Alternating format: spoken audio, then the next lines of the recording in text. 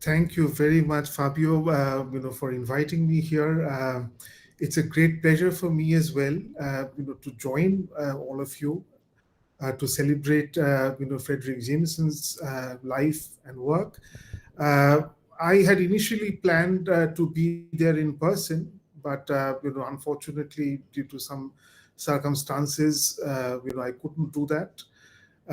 So the online platform will have to suffice, right? And I also hope that the live captioning that it works sufficiently so that you understand enough of what I'm saying. And so today, the title of my talk is National Allegory in Brazil. But before I get into that, I also wanted to talk a little bit about the subtitle of this conference, homage to Fredric Jameson, which is the future of theory, the Futuro da Teoria. And so one of the first things that came to my mind when I saw the notice of this conference is something I read of Fabio's writing on theory, right? And so let me briefly start by paraphrasing what Fabio writes. He says that theory, has become a series of branded concepts, right? Something that gets imported or that gets exported from the US Academy to the rest of the world, right, where it is picked up and applied. And he calls this, like the US Academy, a fabricating machine for theory, right? And my sense was that the term he uses, fabrication. I believe there's a Portuguese word for fabrica, which is factory. And so it in some ways means, a process of manufacturing ideas, to the global South. My other sense is that the term fabrication has a secondary meaning in English, which is, it means a lie. So when we talk about theory and the export of theory, these are some of the things that we are talking about, right? These both senses of the term. And so as far as the theory, the future of theory goes, right? So if we keep this particular opening in mind, I would say that the future of theory does not look very good, right? But we'll come to that in a second. But let me first talk about what I understand by theory, right? And because that is going to be helpful in what I'm going to talk about subsequently with reference to the national allegory. So some of the primary ways in which I think of theory, and I suspect that many of us in the room too as well, is critical theory.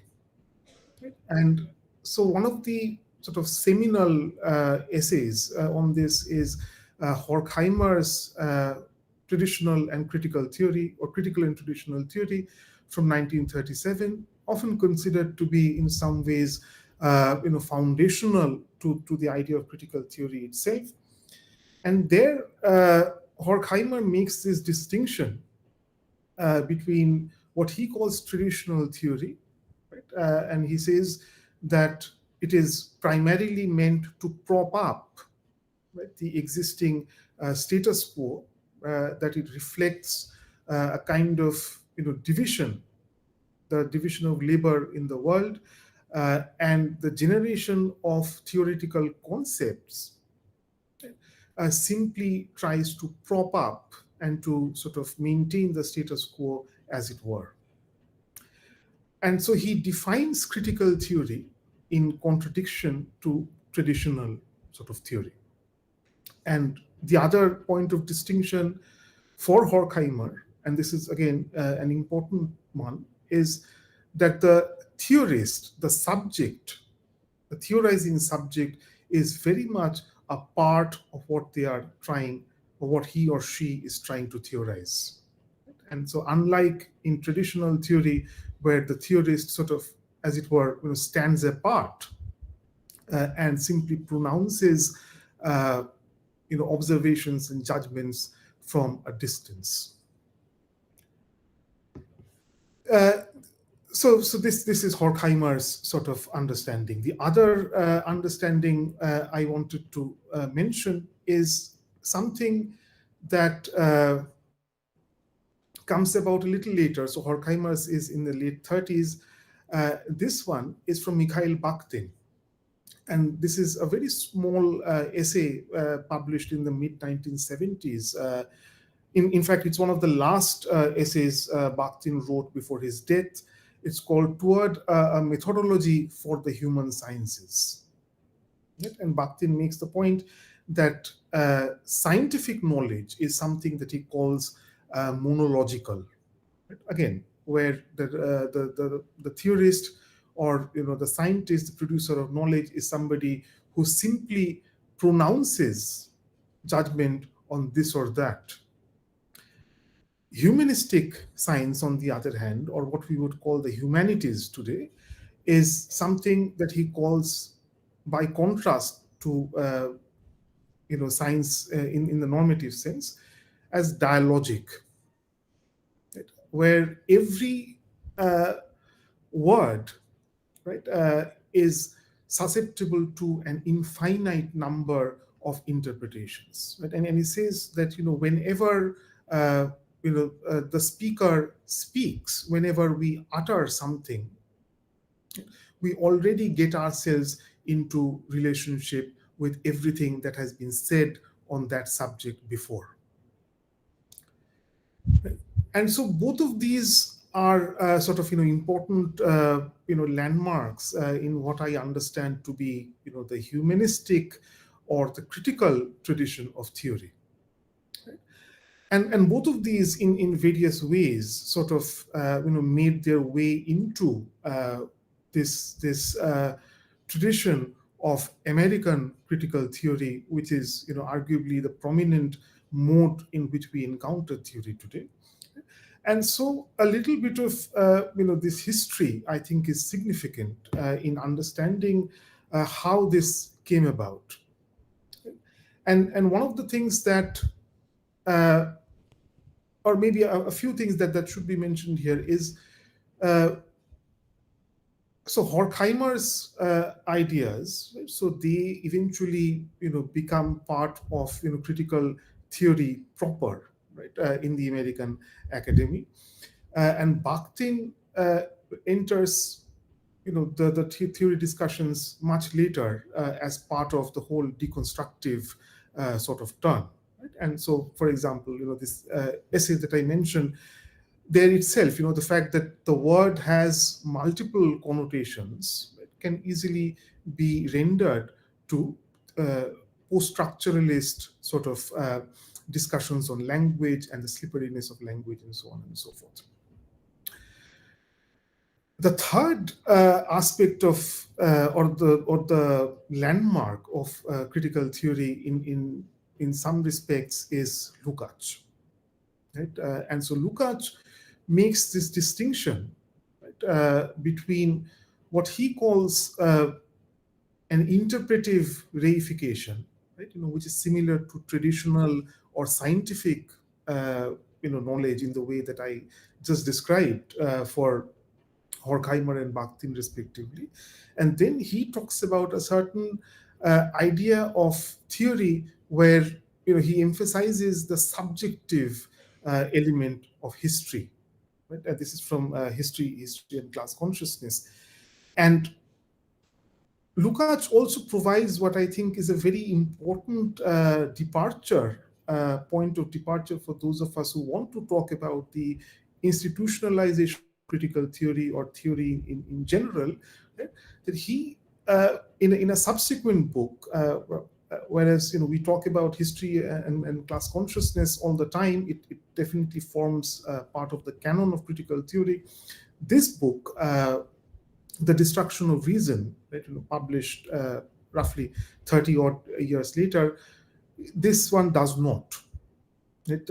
And so there he makes this point where he talks about what he terms irrational theory, which is the evacuation of the human rational subject, the attack on reason, right, and the promotion of certain phenomenological and ontological sort of tendencies that he sees most notably in the rise of what he calls the philosophy of reaction, right? So Friedrich Nietzsche and Martin Heidegger. And Lukács, as a counterpart to this irrational theory, right, also has something that he calls mechanical materialism. Right? So this is his attack on Marxist thinkers of a certain kind, who wanted to turn Marxism into a science. Right? And he says that once again that this is a view of history that is devoid of the subjective element, right, where it is simply extra human or extra subjective factors that go into the shaping of history. Now, the reason I mention this is because I think when we look at the institutional history of theory, particularly the way theory developed in the United States, as I mentioned, is the critical theory part, right? So we may, I want to say this, that we can divide theory into at least three broad categories in my understanding. One would be a certain Hegelian understanding of critical theory, and then there would be what I just mentioned, a certain mechanistic science, what Lukács calls mechanical materialism without the subject, and the third would be the irrational idea of theory. And so all of these, so sort of went into the making of, theory in the post-war moment, after the Second World War, when a variety of, ideas as well as intellectuals traveled from Europe to the United States. And my understanding, again, I'm keeping this very brief and very schematic, is that today the theory that we witness is primarily a combination of the second and the third schools, which is the mechanical materialism, right, and the irrational schools of theory that Lukács wrote so critically about. And so in some ways, so this is my entry point to, the question or the history of theory, so to speak, right? And in some ways, Jameson's comment, right, always historicize, right, is something that I think should be applied to the question of theory itself. And for those of you who have read The Political Unconscious, and I'm sure this has been talked about multiple times, the famous preface to the Political Unconscious, where this phrase occurs, always historicize, this dictum has less to do with the actual text, right, and more to do with the act of interpretation. So in other words, as I just said, to historicize means not simply to historicize or to situate what we are studying historically, right? But it also means to situate our own understanding, right, of the theoretical subject or the theorizing subject's position also needs to be placed in a historical sort of context. And So that is what I just wanted to share with you before I talk about the national allegory and what I see as its Brazilian sort of counterpart. So the national allegory essay, the mention, the concept most notably occurs in the third world literature in the age of multinational capitalism essay, right? In 1986. But it also occurs prior to that, right, as some scholars have pointed out, in a 1979 essay that Jameson writes on Wyndham Lewis. So that is the first sort of mention over there. The idea of allegory or allegorical thinking is something that he develops in the political unconscious in 1981. And so in some ways, the third world literature essay, where he talks about third world texts as national allegories, in some ways follows, right, these earlier iterations of the concept. Now, one of the things that strikes me as interesting about Jameson's notion of national allegory in particular, right, and its sort of reception subsequently, which I am going to talk about, right, is that in many ways it tries to combine, right, all three senses of theory that I just mentioned a little while earlier. In other words, the Hegelian sense of critical theory, the mechanical materialism, or the materialism of structures devoid of a subject, right? And in some ways the irrational or the phenomenological idea of theory as well.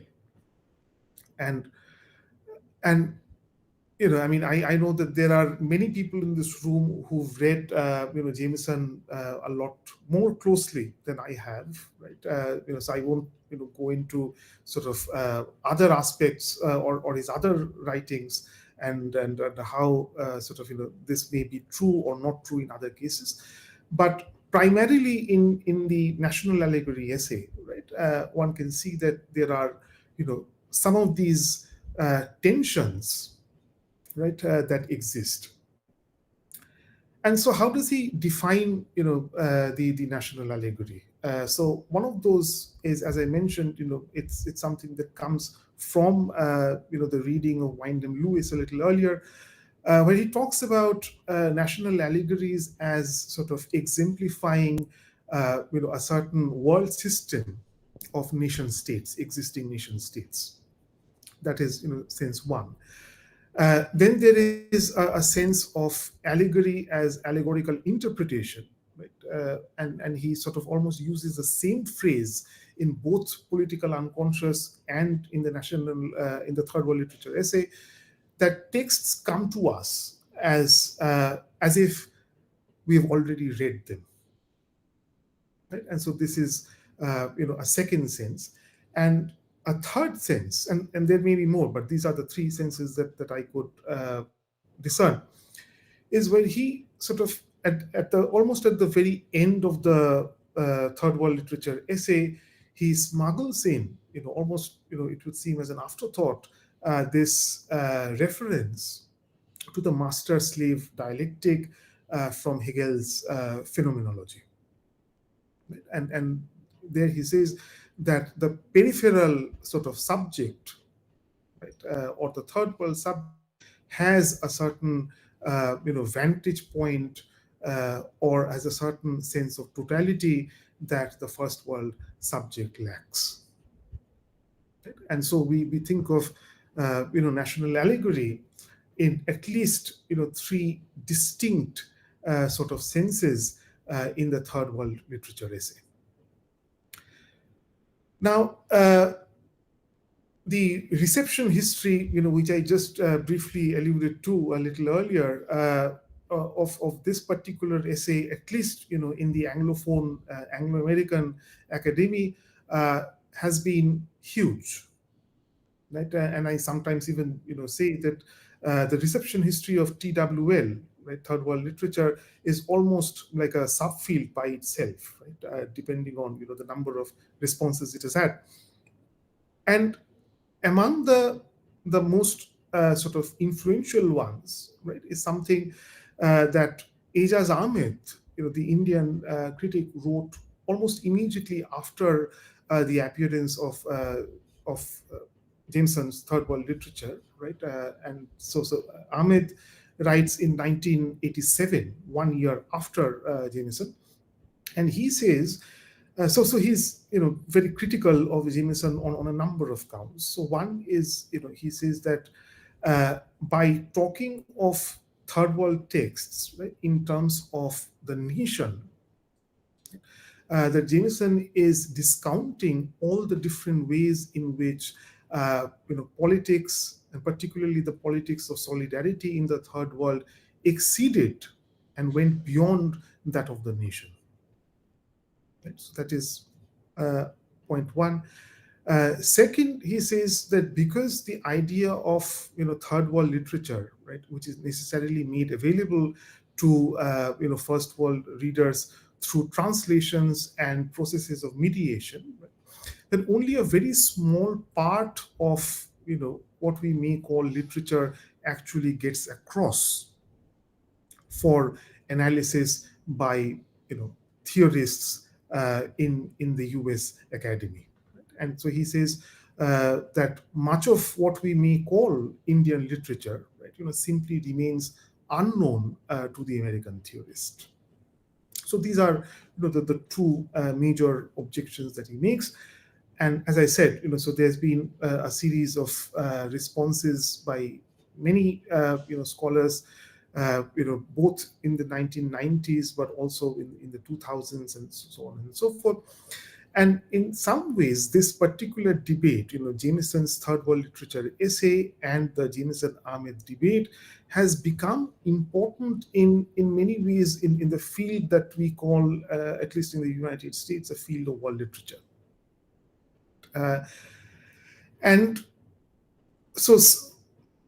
And world literature has used, Jameson's Third World Literature essay in various ways. I can think of, at least a few. Primarily the Warwick Research Collective, or the REX, use of Jameson. I myself used Third World Literature in my work, and so on. And part of what has happened is, that alongside the other major sort of thinker, at least within those who work within Marxist or materialist frameworks, has been Roberto Schwartz. Right? And so Schwartz's work, which started being translated into English in I believe the early 90s, but there may be a few other translations prior, but primarily from the early 1990s. Right, is made use of in world literature debates by a number of critics and writers. So Franco Moretti, for example, uses it, and once again, Rake and others, and use it. And a number of critics in the US or working in the US Academy have written on Schwartz and on Schwartz's significance as a critical theorist, as a literary theorist, right? Neil Larson, and then Nicholas Brown, Kia Ganguly, and several others, Emilio Sauri, and so on. And so this is pretty much some of the ways in which world literature has been shaped. My sense, and again we can talk about this later on, is what I just called the material, the mechanical materialism, right, has in some ways dominated the idea of world literature, right, where we have kind of a sort of one-to-one correlation between literary texts and what is also called the economic theory of world systems. right? And there again, a number of thinkers are usually invoked from Emmanuel Wallerstein, Rui Mauro Marini in Brazil, is also somebody, whose work comes up in world systems theory and so on and so forth. So world literature has in some ways tried to establish a relationship between world system and literary writing and literary production itself. Now, Schwartz, in one of those essays, which doesn't get talked about very much, I think, which again appears in his first book of translations into English. This essay, it's a short 2-page essay. It's called "Is There a Third World Aesthetic?" Right? And like Ijaz Ahmed, he rejects the idea. He says that that this is simply a way of dressing up what he calls retrograde ideas of nationalism, right? and that there are multiple sort of issues of struggle within nations and so on and so forth that the term third world aesthetic does not capture. But nonetheless, I think both Schwartz and Jameson, I think despite this difference of approach, are often talked about together, right, when it comes to discussions of world literature. The other term that has become sort of important in the context of the world literature debates, right, is the distinction between core and periphery. And again, this is where I think Schwartz's ideas have acquired a certain kind of currency, as I just mentioned, in the writings, at least in Anglophone writing, right? But here, and so in some ways, my own work when I started, was heavily influenced, right, by some of the work that I was reading in the early 2010s, all the way through the decade of the 2010s. But in some ways, I think my own understanding of what Schwartz is trying to do, right, has undergone some changes that I just briefly wanted to talk about. That in terms of thinking of a center periphery model, right? I'm also interested in ideas where we can think about both national allegory a little differently from what it has been thought of so far, but also to try and think of not only core periphery but also periphery to periphery sort of relationships. And so in other words, when we connect the various national allegories together in the global south, right? What sense of internationalism do we get, right? And so we can, clearly trace a certain version of what I call peripheral internationalism, right, through the various circuits and routes of Marxist internationalism, both in the third world but also beyond. But increasingly, I think it becomes important to try and think of prior, right, historical iterations of peripheral internationalism before the Marxist movement or before the 20th century. Okay? And so this is where I think Schwartz's approach and the sort of the tradition, for lack of a better term, right? It's always tricky to talk about tradition, but the tradition that he charts becomes useful. And so let me explain what I mean by that. So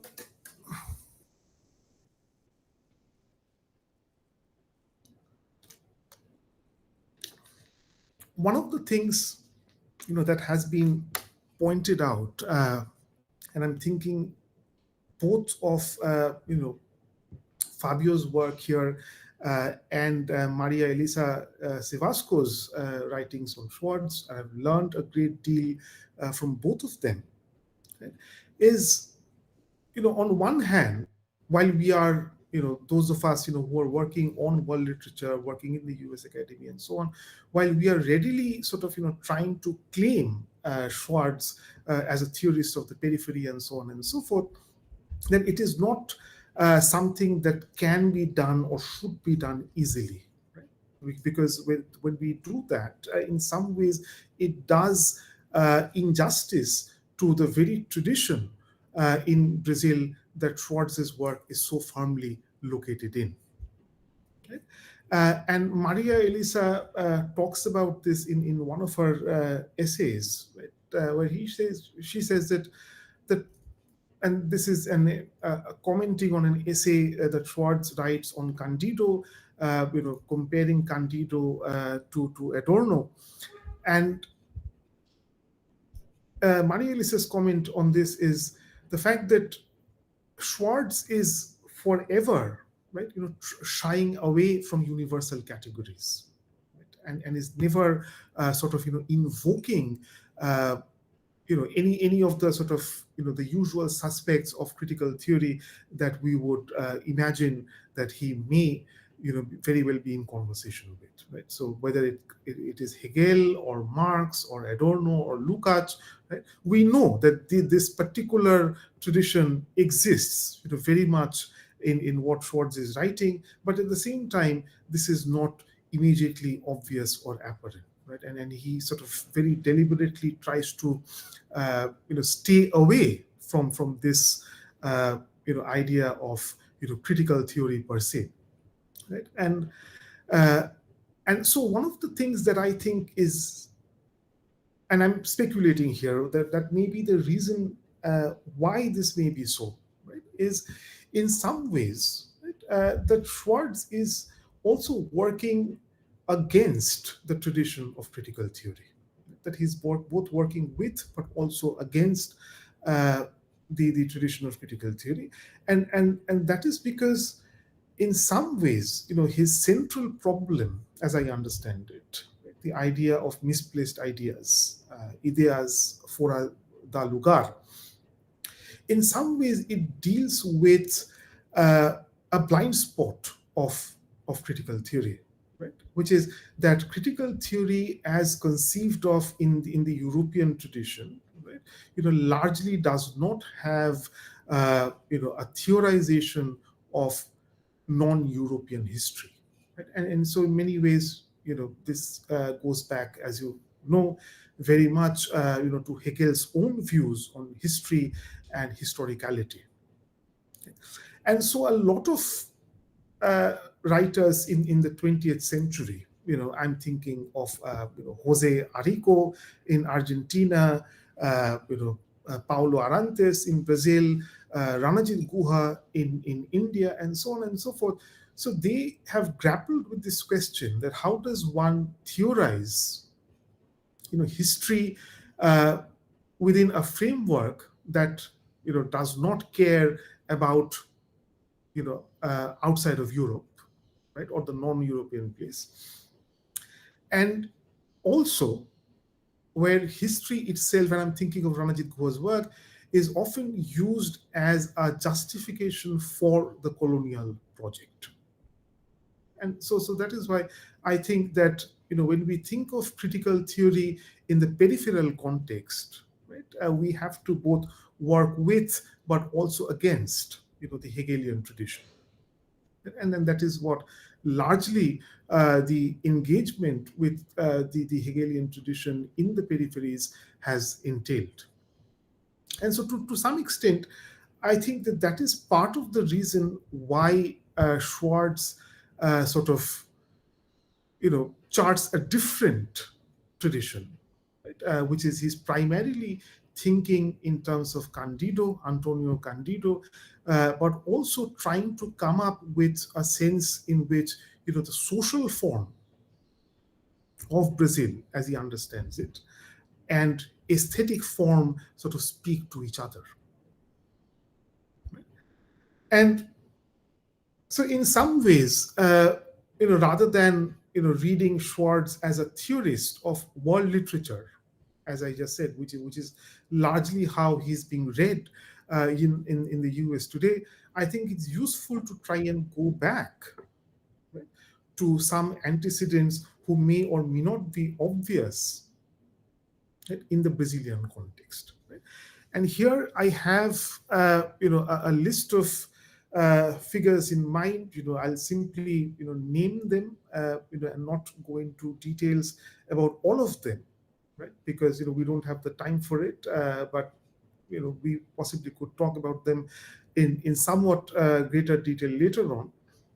But here's my list, right? So it's Euclides da Cunha, Oswald de Andrade, Gilberto Freire, Sergio Buarque de Holanda, Caio Prado Jr., and of course, Antonio Candido himself.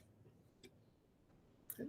And so in some ways, all of them, in one way or the other, they try to theorize what Brazil means. In some cases, in aesthetic terms, in some cases, in sociological terms.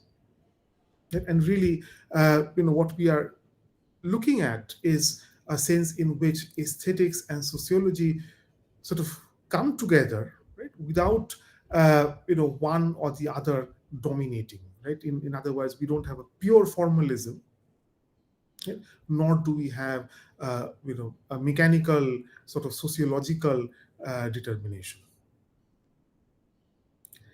And so this is what I think is significant in how we think of Schwartz's essays on on the novel and the kind of work that the novel is doing, right, in articulating what he calls the distinctive Brazilian reality. Right? And in this task of articulation in itself is predicated on the works of many people prior to Schwartz. Right? So Oswald de Andrade's manifesto of anthropophagia, for example, could be thought of as a useful example of, again, where the periphery appropriates the core and therefore, assumes its own sort of distinctive idea, and so on. But also, right, and so this is the second part of what I think is happening over here, that within these theorizations of the national allegory, right, how do we talk about the idea of Brazil, that there is also the sense of internationalism in the sense that I just mentioned.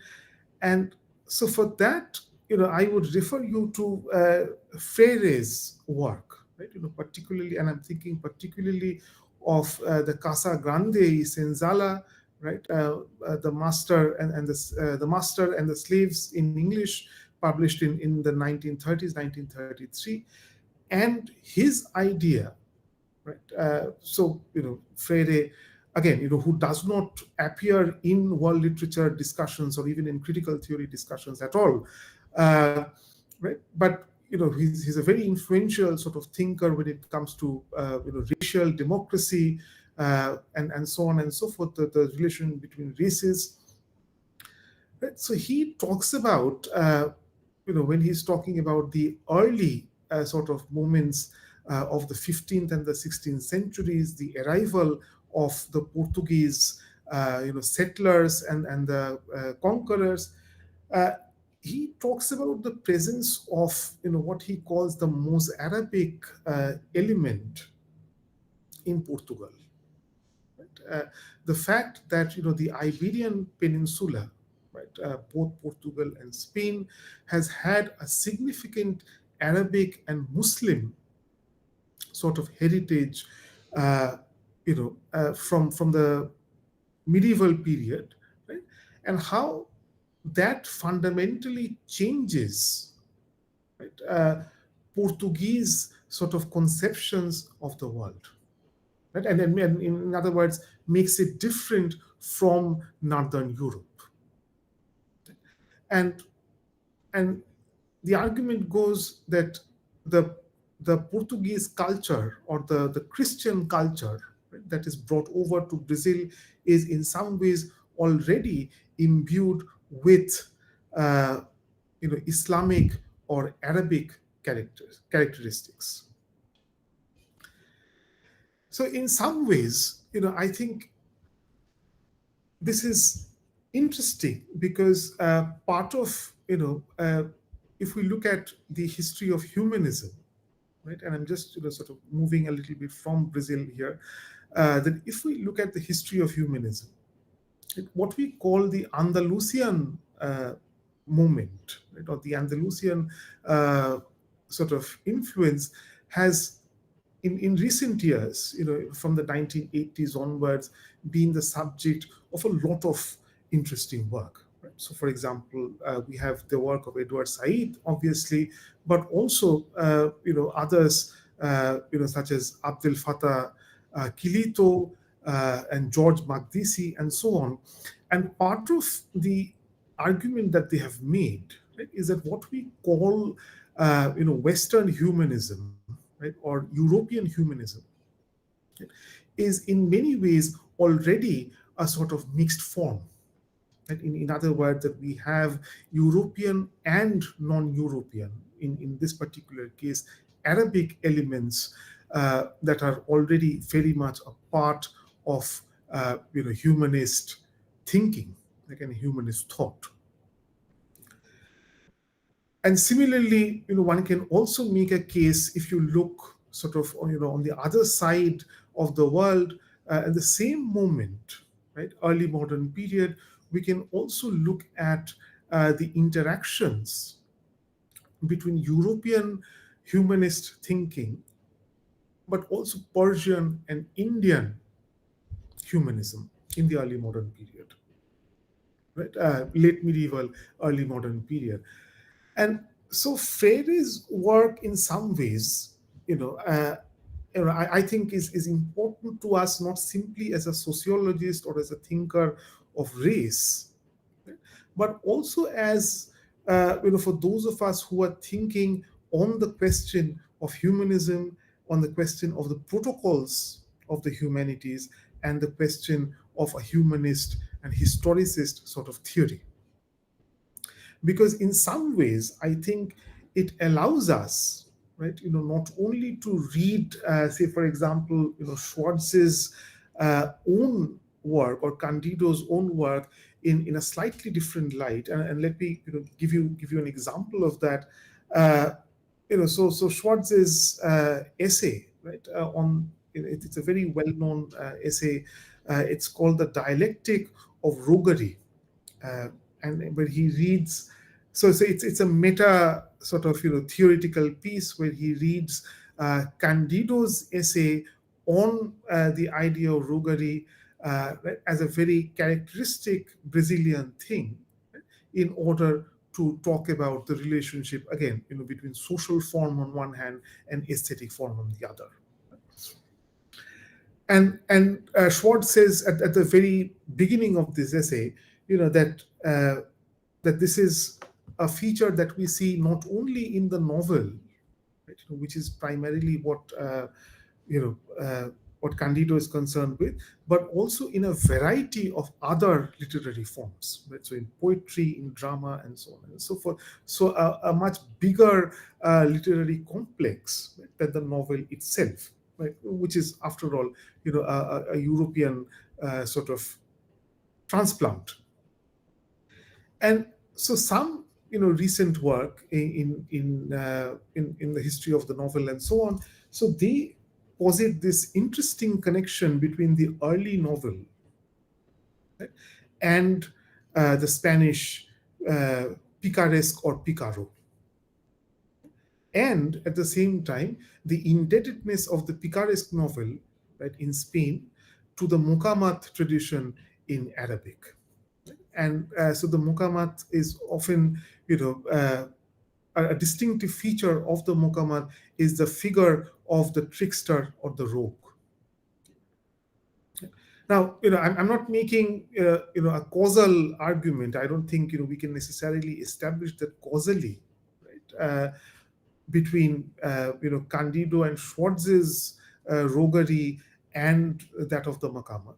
Right? But nonetheless, I think it gives us a different vantage point to think of the development of the novel, right, than simply a core periphery sort of relationship that is transported from Europe and comes over to Brazil or comes over to other parts of the world, in the Franco-Moretti sense of the term. Right? Rather, we, I think, have a sense of looking at narrative traditions, okay, across the periphery, so to speak.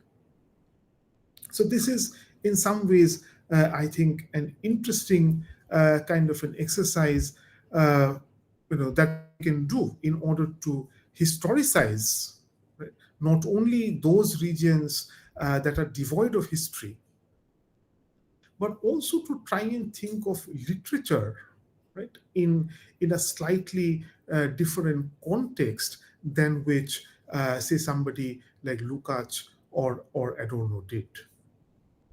Right? And so here, for example, I'm thinking of Ronojit Guha's work, right, where he talks about this example, that how both history and literature, right, as concepts that only cohere in the Indian context in the 19th century due to colonial rule, right, how they have counterparts, right, which for lack of a better term, which we can call Indian, right, that do not exactly fit. Right? And how both of these sort of coexist and in many ways interact with and intersect each other. So my point is, I suppose, this is the point that I'm trying to make, that when we look at, to go back to, Bakhtin's point about the dialogic nature of a text, that we are primarily thinking, of a dialogue between, the core and the periphery, right?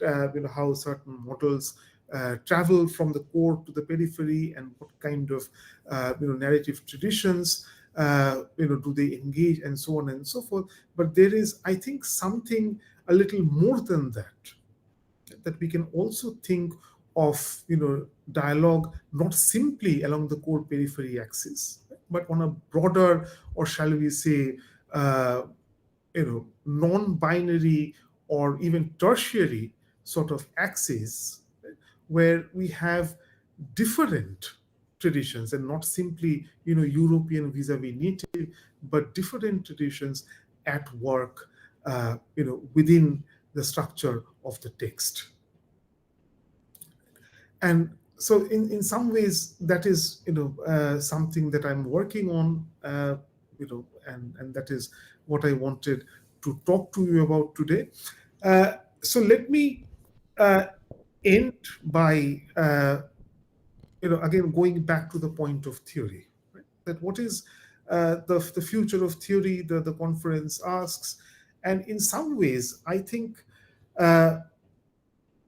again, something that Fredric Jameson says, this is again another of his famous sayings, that it is easier to imagine the end of the world than it is to imagine the end of capitalism. And so in some ways, I think that statement, one can add other sort of things to it as well, that one can imagine the end of theory, right, or the end of the humanities, the end of humanism, and so on, than it is to imagine even the end of the West, right, than it is to imagine the end of capitalism. Right? And so let me give you a few examples of how theory in the present moment is being blindsided, right? And what we can do about it. Right? So the obvious example that comes to mind, right, is the present iteration of critical theory with the official sort of version represented by Habermas and Honneth and so on and so forth. And so part of what the official version of critical theory has done in the recent context of the war on Gaza is, many of the prominent sort of critical theorists signed a letter saying, that they were denying, solidarity to the people of Gaza. And this is from 2023. You can look it up. It caused a fair amount of controversy and backlash, right? And then there's that. The other sort of theory, that has become influential, again, thinking of this very same kind of, irrational school that I mentioned earlier, is decolonial theory. And again, this is something that has gained track, particularly when it comes to thinkers and writers of the global South, as it is called. And in some cases, decolonial theory has actively sort of lent ideological support to reactionary nationalisms in the global South. And if we can think of an internationalism not on the left but on the right, I can give you an example of the well-known decolonial thinker Walter Mignolo, right, who first signed an endorsement and then retracted it for a right-wing historian in India. I mean, who's really not a historian at all, right? But somebody who peddles right-wing lies as history. So in both of these, two examples that I can think of, right?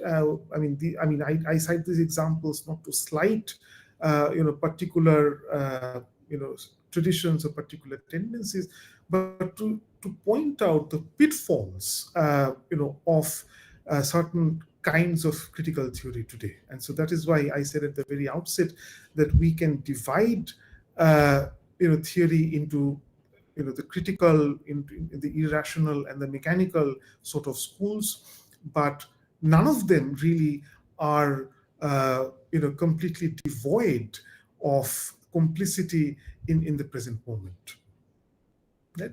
And so in some ways the future of theory, to my mind at least, will depend on how we deal with these complicities, right? And what kind of paths we chart, both with and against these trends, and how that plays a role in what, again, Horkheimer says in 1937 itself, at the height of Nazi Germany, that in the future transformations of the world.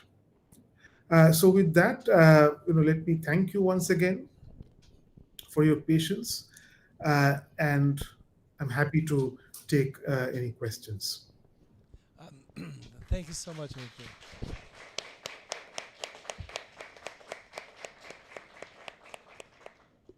So, thank you so much, Auritro. Vou abrir então para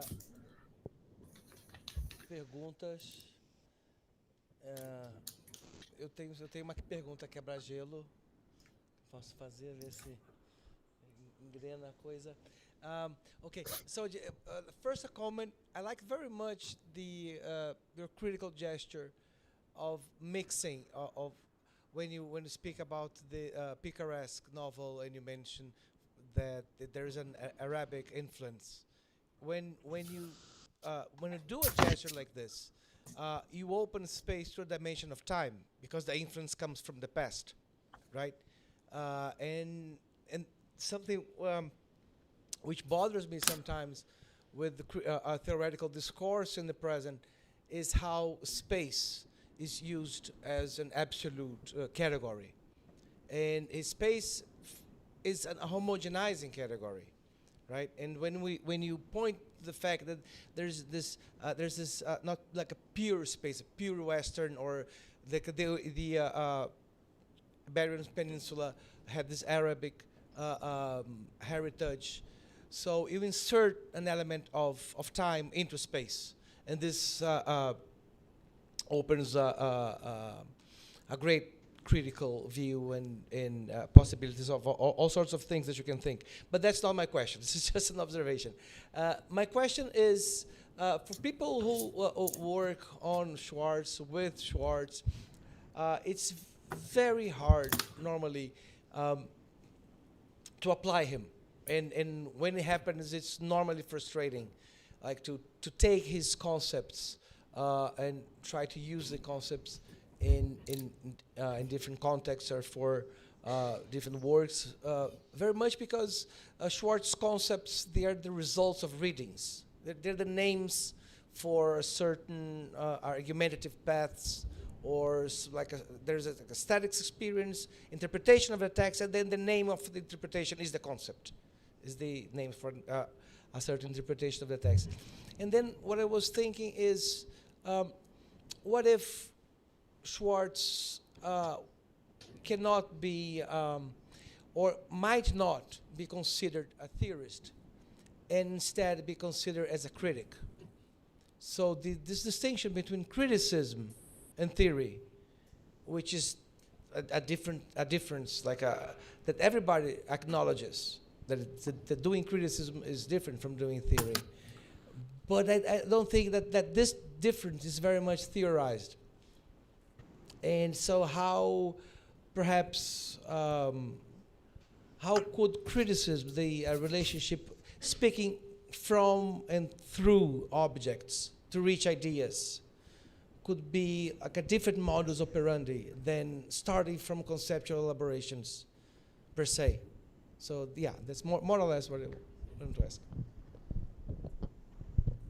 Yeah, that's a very good question, and I think the way you framed it, can itself be called a concept, right? The difference between, theorist and critic. I think that can be the title of an essay, actually. And no, I agree with you. And in fact, as I said, the reason I sort of take a dim view of the future of theory, right? Again, not to sort of repeat the same point over again, because I think in many ways, theory is not doing what it should do for a variety of reasons. And part of the major sort of problem with humanities theory today, right, is precisely what I think this word that you mentioned, the question of application. That there is this theory or theories that you read, and then there is this social situation or literary text that you encounter, you apply one to the other, you get a result, results in a publication and so on and so forth, and you move on. Yeah. And one can also say that this is in some ways the kind of knowledge production that the contemporary university, it also sort of encourages, because this application can then be notched up to the number of publications that such and such person has made, and such and such things that have been written, and so on and so forth. Now, and this is again, so Timothy Brennan has a very useful critique. I think that is relevant over here. That he talks about this tendency, at least in the United States, but I also think this is broadly applicable elsewhere, where theory in the humanities has come to resemble more and more that in the sciences. Right? And this is, again, the result of many factors, the fact of, the professionalization of the academy, the shrinking space for, dissident politics, privatization, and so on and so forth, right? And generally speaking, again, what Lukács would call reification. Right? That the way we do theory is, again, something that is becoming closer and closer to the sciences. Right? And so this is, in fact, Brennan's point, that, so things like, post-humanism, for example, or digital humanities, and so on and so forth. These fancy, beautiful sounding names, brands, as you call them in your writing, sort of become replacements for actual thinking and actual engagement, which is a much longer and much more imminent process, for lack of a better term. But before I get into the question of whether a critic is a better term for the kind of work that we have in mind, I want to go back to the comment you made about space. Right? And in fact, again, somebody whose work has come out recently, Pavan Malreddy, it's called Insurgent Cultures in the Global South. For those of you who are interested, you can look it up. And Pavan makes this very interesting point, which I think hasn't really been made before in nearly as much detail as it should be. Right? And he draws on the work of Said and a few others, right? That what we call the world, right, or worlding, and so on and so forth, often takes on a spatial kind of aspect, right? And so therefore, attending to the world, simply becomes a spatializing gesture, right? Where you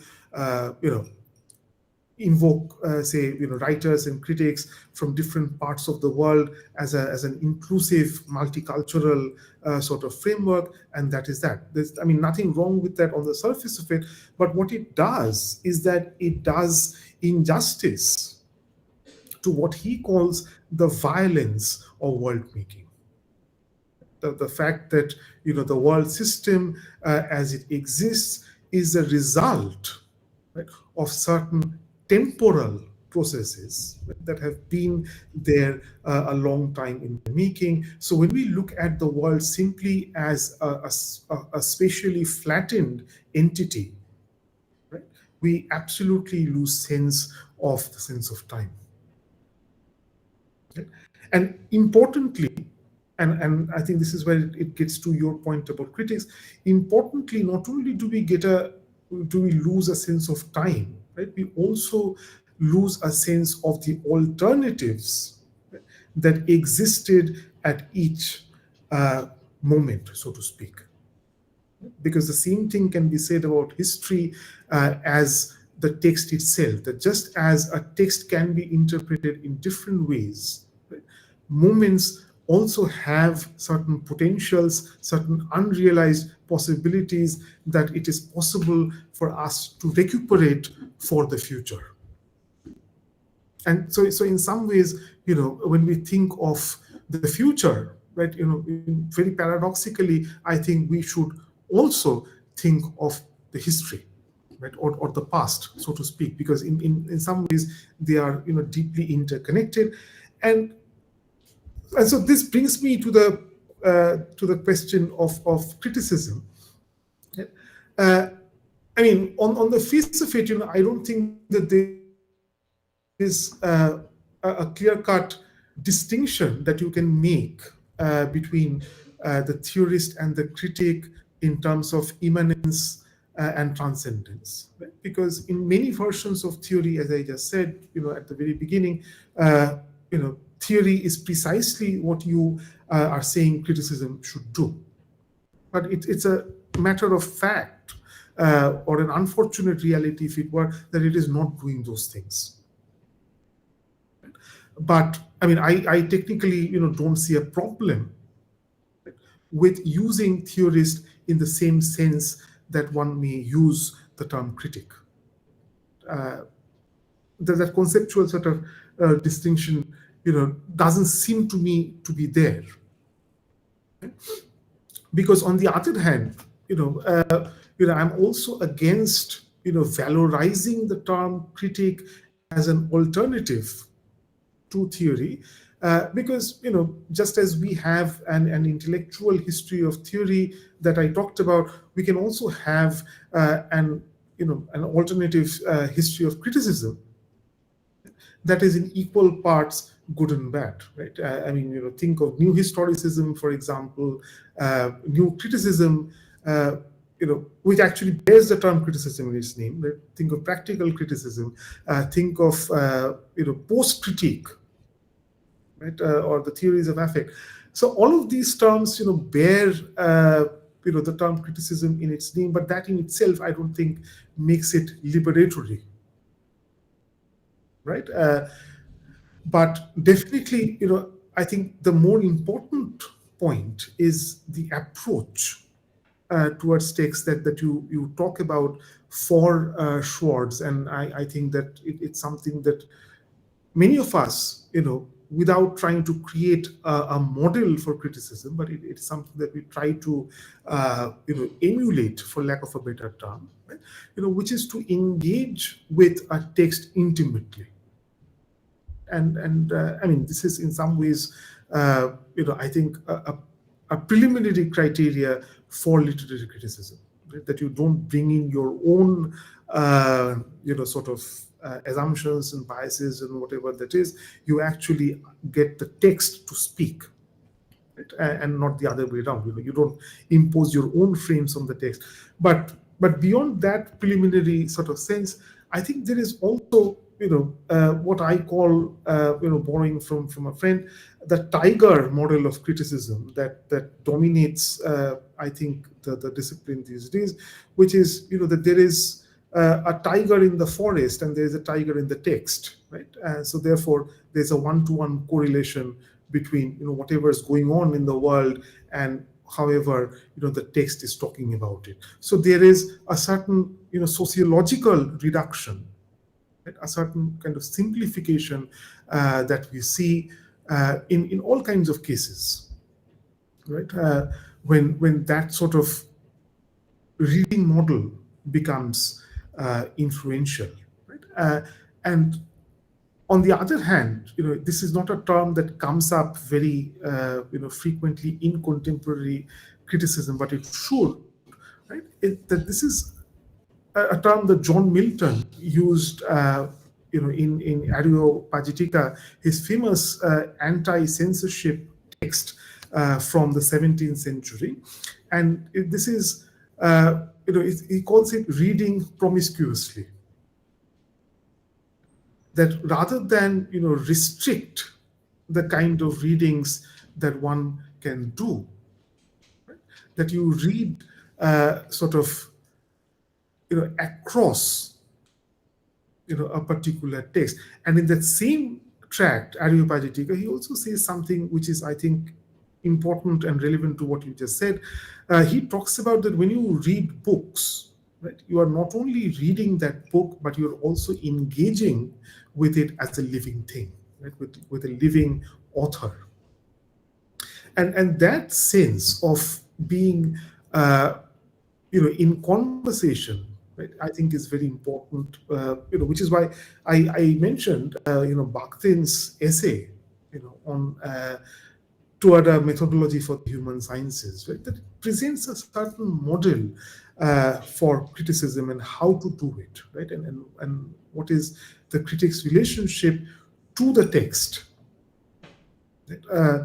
Which is really very different from what how we think of knowledge production in the sciences, right? That it does not have the same kind of approach, the epistemological framework, it does not come up with the same results, and so on and so forth. So we are really looking at a very different method, one, and secondly, we are also looking at very different results. Because again, to go back to Horkheimer, the idea is not simply to reinforce the status quo, but to disrupt it.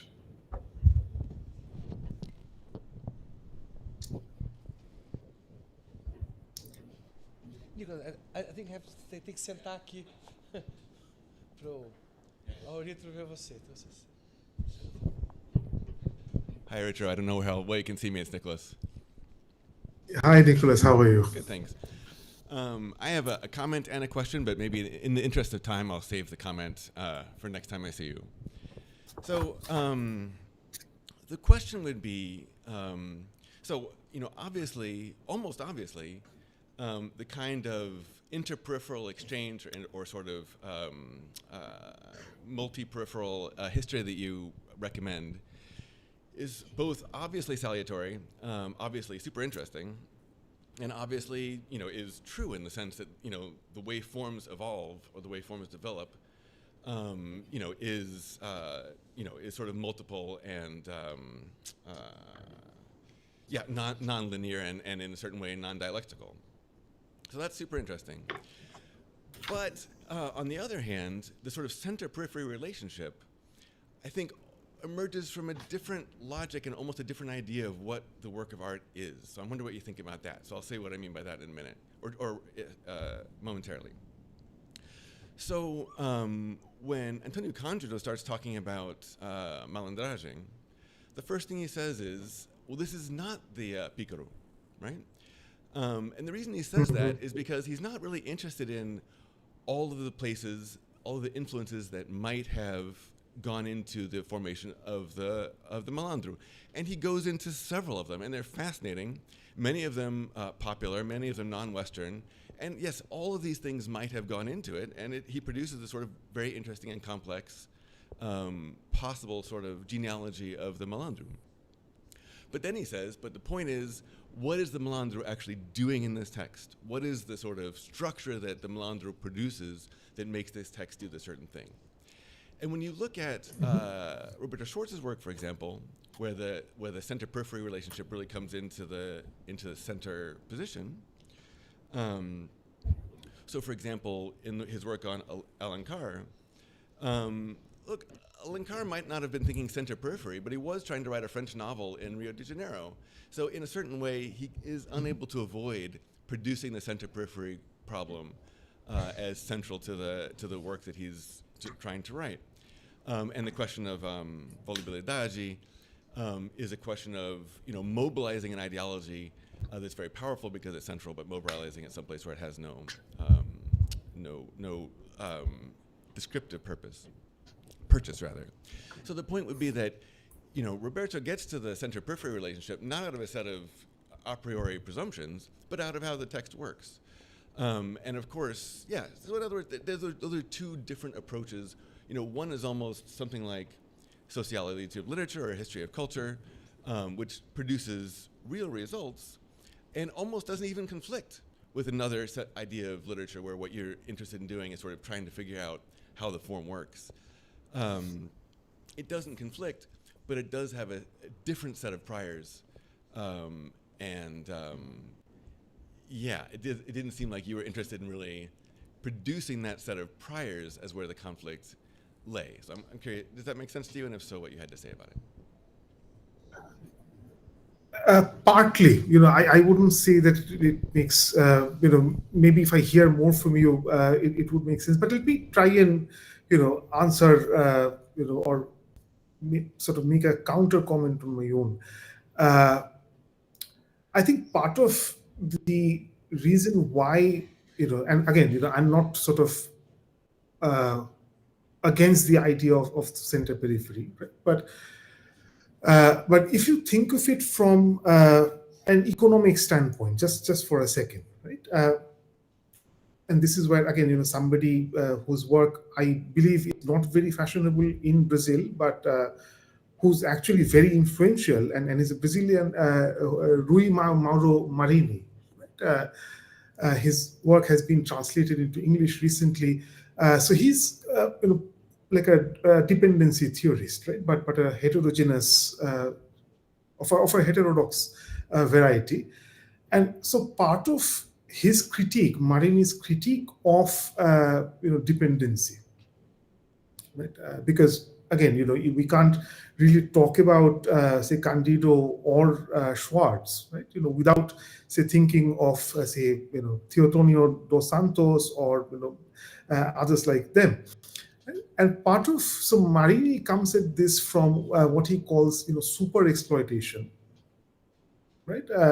And the idea basically is that, that peripheral sort of dependence is not simply going to be overcome by becoming sort of a new center, so to speak. Right? And the reason why this has gained traction in recent years, I'll give you the context, maybe this will be helpful, is, with the rise of BRICS and the global south and so on, right? So there is this increasing, in conversations all over the news, right? Whether that represents an alternative to US hegemony and so on and so forth. And so for those of you who, economists and sociologists and so on, who do not take a very positive view of BRICS as a formation, right? So people like Vishwas Sagar and Patrick Bond in South Africa, right? So they think of Marini as in some ways providing an excellent critique of the national bourgeoisie, and particularly the national bourgeoisie's sort of tendency to provide any kind of, to lead any kind of emancipatory politics, for lack of a better term. Now, I have my own sort of disagreements with this position, but I'll keep them aside for the time being. And so part of my own attempt in some ways, I think, is from this sense, right, that the center periphery model has certain limitations, some political limitations, right, that need to be taken into account when we talk about questions such as the ones that you posed, right? So, for example, questions of literature and aesthetics. And so, in some ways, I'm interested in how, again, going back to Jameson's idea of national allegory, how it can actually speak to multiple and in some ways discontinuous aims and goals, if that makes sense, right? And so in some ways, I mean, I think you're absolutely right. The fact, so Kanjijo's reading of, roguery, right, is in many ways concerned with the specific kind of work that it is doing for Brazil, and so on and so forth.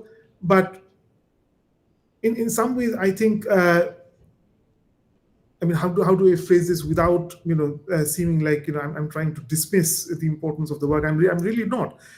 Which is, how does one reconcile these readings, right, to, what I would say, a national allegorical one, to an internationalist one, right? And that seems to be important. I realize that this is not an automatic sort of process, right? And it's something that we simply cannot, merely conjure into being, as it were. But nonetheless, I think that this is an attempt, of criticism. What Fabio was just talking about. It's a critical exercise that is worth making. That is all. But I mean, I don't know what else we might be able to say about it. But I'm sure that there's a lot more that could be said. But I'll think about your question at greater length. Yes. Thanks. We'll talk about this more at some point. But thanks for your answer.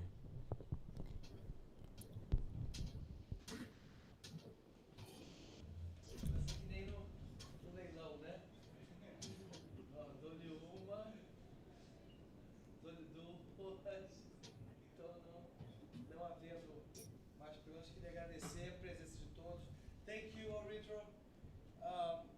It was very nice. Yeah. Thank you, everyone.